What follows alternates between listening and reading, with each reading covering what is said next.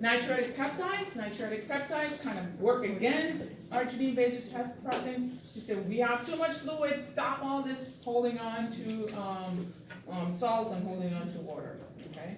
Inflammatory cytokines and nuclear tumor necrosis factor. We know from our last lecture how these works because it just starts me out, the inflammatory process, which can cause more damage, okay? Calcium transport into the myocardium is decreased when we have a fractured myocardium or a myocardium that's actually hypertrophy and not working. Insulin resistance and diabetes results as a result of the inflammatory response that can take place. Okay? Systolic heart failure, we talked about what this is. We talked about decreased contractibility. If you have decreased contractibility, you have decreased output. If you have decreased output, you're going to have decreased perfusion. If you have decreased perfusion, your kidneys are not going to work, so you're not going to perfuse pee enough. These patients end up with renal insufficiency because if you're not perfusing the juxtacellular cells, the kidneys cannot perfuse enough to work adequately. You start seeing rising bilirubin, rising creatinine in your patients. Okay?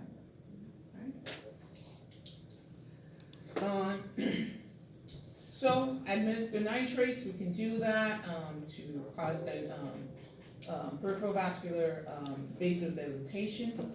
Morphine, we can give that. That also causes vasodilatation. Diuretics to get fluid off. ACE inhibitors to block that angiotensin aldosterone thing. Aldosterone blockers if they can't take ACE, because remember if they have that bradykinin-induced cough, and ARBs do not have that bradykinin-induced cough. Okay? Reduce preload and afterload is what we want to do so that we can take the pressure off the heart. Diastolic heart failure, we talked about it. We have preserved ejection fraction, but we have a heart that's working really hard, and so we have a eccentric hypertrophy where the chamber gets smaller and smaller and smaller. Okay? Beta blockers can decrease the oxygen demand of the heart. ACE inhibitors, ARBs, aldosterone blockers, same thing.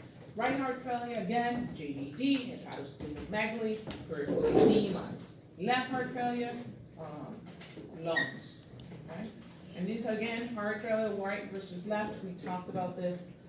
Anybody have any confusion with what we discussed already?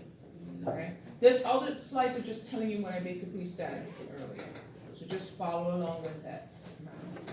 I promise you I'm not skipping slides because I want to, or I'm running, just because I know we've talked about these already. Okay. High output failure. When do we have high output failure? One big one, and I see you nurse, you know this. Sepsis. Okay? With septic shock. Why do we call it a high output failure? Because you have cardiac output. What you have is just pooling because you have systemic vasodilation. And so blood is not going anywhere. Okay? So they do have cardiac output is completely fine.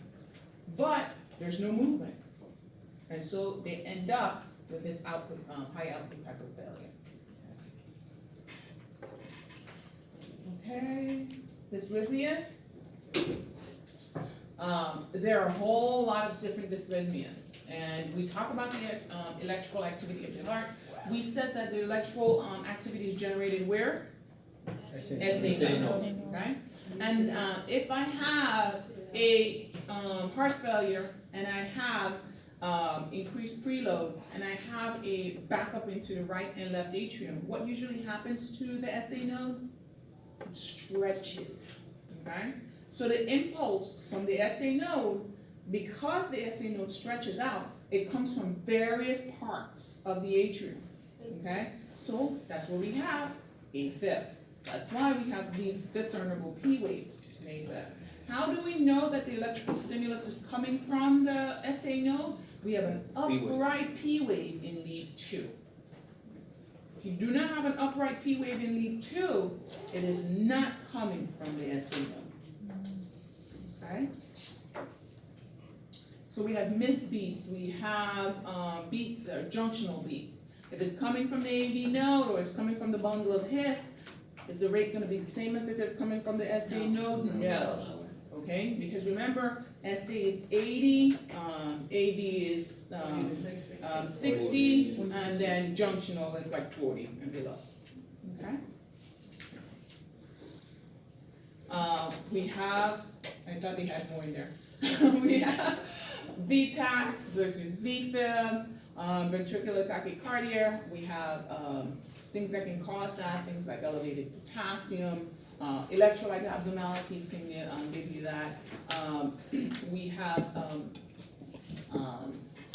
just firing out of control of the heart.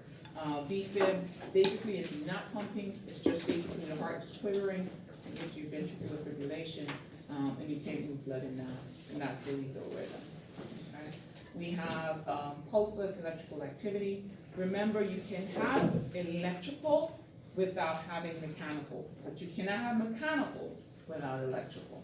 So that's why sometimes you hear, what do you call it, patient they call it code blue, and then you go and the patient is like blue already. And remember, cyanosis in an adult is no bueno. Absolute no bueno. Kids can get cyanosis and you can actually bring them back. Because the bluish discoloration in the blood is because it's deoxygenated blood. Gives it that bluish color, okay? So if you walking and that person is blue, it's usually because they've been in pulseless electrical activity. So on the monitor, they look like they have a perfect rhythm, and then you go in and the patient's not so perfect, okay? Because we have PEA. All right, we're done with cardiology, and we're only at 1 o'clock. Isn't that great? Yay! Yes. All right, guys. So I want you to take a 5-minute brain stretch.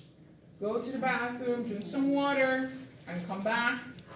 This is your 5-minute break. This is not your 30-minute break. So just take a bathroom break, get up, stretch, let your brain stretch out. Then we're